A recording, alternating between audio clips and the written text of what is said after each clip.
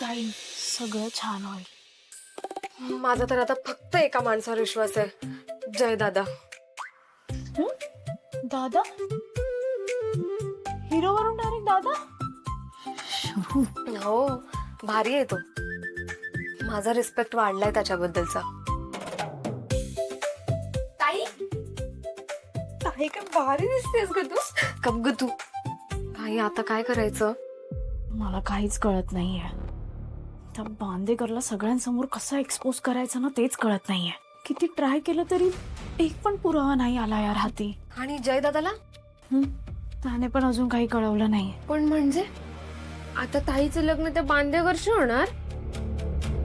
पोरींनो, अगं काय असा कोंडाळा करून उभे राहिलेत? आता आपल्याला गौरी हार पुजायचा आहे. फोटो काढून ठेवा, शरूच्या वेळेस लागतील. मम्मी सारखी सारखी काय माझ्या लग्नावर येत असते. बाय नंतर तुझाच नंबर आहे आता. चला चला बाहेर या, लवकर तयार व्हा. चला चला.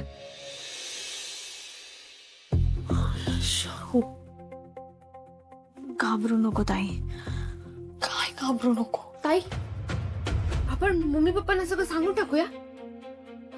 एक गप ग, डोकं आहे का तुला? नाही मयू, असं नको करूयात. जर मम्मी पप्पांना सांगितलं तर बांदेकर असा वागतोय याच्यावर विश्वासच नाही बसणार त्यांचा. त्यात माझं गौतमवर प्रेम आहे म्हणून आपण हे सगळं मुद्दाम करतोय असं वाटेल. मम्मी किती एक्साइटेड आहे बघितलं ना. तिला तर आपलं काही खरंच नाही वाटणार. मला तर काही कळतच नाहीये, माझं डोकंच चालत नाहीये. आहे का अयो, जास्त डोक्यात नको जाऊ माझ्या. मला जास्त डोकं बोलायचं नाही. जास्त डोकं. शांत बसा नाही तर बाहेर जा. ताई स्वामी आहेत ना आपल्या पाठीशी, ते सगळं ठीक करतील.